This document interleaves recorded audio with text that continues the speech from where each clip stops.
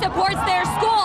They're doing a little bit of pie-eating. Let's just add, oh no, adding. So it starts to come over the roadways, eventually seeping down. It's physically crumbling. The Reed Road Bridge now shut down, and you've probably seen them all shutting down. I really haven't been in the kitchen too much, but I did, of course, had to get a little tattoo while I'm here, but we got a festive one. We got a turkey. This pothole, nearly the same length as me, and as deep as a 4-inch heel. They place them on their laps and take them down the slide with them. As they're sliding, a limb can fall to the side, becoming trapped between the parent and the slide itself. And unlike this doll, a child is not as flexible. They have been working to support the Food Bank of Eastern Michigan all week long. Student Council has been hosting Penny Wars. My first bowling ball was a Johnny Bravo ball, and it was 6 pounds, and I could barely carry it. Now Andrew Anderson is throwing strike after strike after strike. There we go. Junior year of high school, I stopped doing everything else. I got to get some scholarship offers, and then when that happened, I really quit all the other sports and put all my attention towards bowling. And all that hard work has paid off for the Holly native as he recently won the 2018 USCB Masters in Syracuse. There's so many bowlers that go through their whole lives without winning a title, and then to win one your second year and it being a major, it's just a crazy feeling. He started bowling with his family at just 3 years old at Holly Lanes. Now he's 22 and bowling for Team USA. The craziest part about it is the first couple of people that congratulated me last weekend were the ones that I grew up watching. I'm like, oh, this is fan, I'm becoming a super fan right now. But now the pro bowler has his own super fans as he continues to teach the sport in his home state. I hope that maybe somebody gets to follow along in my footsteps per se, because I've had a lot of help along the way, and I would love to pass that along. Anderson will be competing in more major events later this year. Just pure shock. Everything you've worked for is just destroyed. Owners of Device Doctors are picking up the pieces of what's left of their business. The amount of inventory we lost, the amount of our own personal devices that we have here that we sell, customer devices, damage to the building.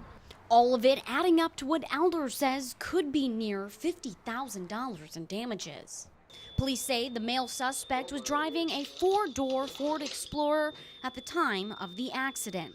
Surveillance video shows a vehicle crashing through the front of the business on Corunna Road just after 1 a.m. I don't know whether it was malicious, whether he was drunk, whether I was trying to be robbed. We don't know. It's unfortunate people are careless enough to cause property damage and put other people at risk like they do. While police say no items were stolen from the business, Elder says many customers will have to wait to get their property back.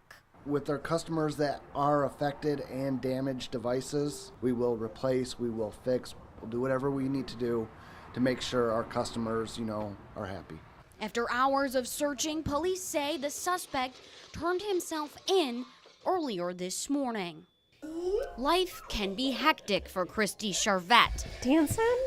2 energetic boys under the age of 4. Often making the simplest of tasks very difficult. And like many parents, Christy uses a simple distraction tool to occupy 3-year-old Gunner when things just need to get done. The iPad actually helps, like I said, helps contain Gunner, so that if I need to do something, if I'm in the middle of something and he's bugging me, I can, hey, watch this for a minute. So it's kind of a quick fix. But recently, Gunner's iPad time has changed. We don't allow YouTube Kids, none of it anymore. Because just months ago, Christy made a very shocking discovery. He was actually outside in the yard playing. He had left the iPad on. It was YouTube Kids. It caught my ear. I was like, what are they saying? And I come out in the living room and I look down at the iPad and it's a clown dressed up with a Jason mask on with a machete, and it's a cartoon, and he's chasing little kids singing Psycho Killer Clown. That's where Christy said she drew the line. She'd heard of videos similar to this wandering around cyberspace, but she never thought her son would stumble upon them. Get sick. It's a very sick and perverted world that we live in, and it's just really sad that people think that it's okay to corrupt children's minds like that. Clinical therapist Dr. Rico Richardson says viewing videos like this at such a young age can have many lasting effects. Watching and hearing things that are not appropriate, not age appropriate, not appropriate at all, it makes an image. The brain doesn't forget what it heard and what it saw. And so at the most inopportune time, when a child is stressed out and they go back and pull upon some previous experiences, which would have been from a YouTube video or from a cartoon. YouTube videos containing abduction, sex, and many acts of violence. And it didn't take Gunnar long at all to recall the line his mother feared he would. Second killer can't catch me. You could just easily see a video with superheroes, click on it, and all these subliminal messages are in it, and they're totally not kid videos, not appropriate whatsoever. I just can't believe that somebody would even make a video like that and make it accessible to kids. But Richardson says there's tons of them out there, and it's up to parents to keep them hidden. I think they should have an honest conversation with their child at an age-appropriate level and let them know this is not something we really want you doing. Give them some options and alternatives. These are some things you can do. This is what we want you to focus on. And that's what Christy's doing.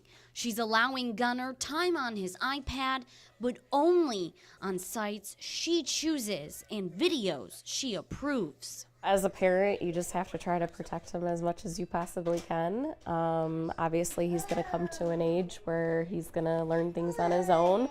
But for right now, I'll heavily monitor and make sure that he is watching age-appropriate things. While her son was one of the many to fall victim to the disturbing YouTube videos, Christy says it's her job as a mother to warn others of what could be behind that next click.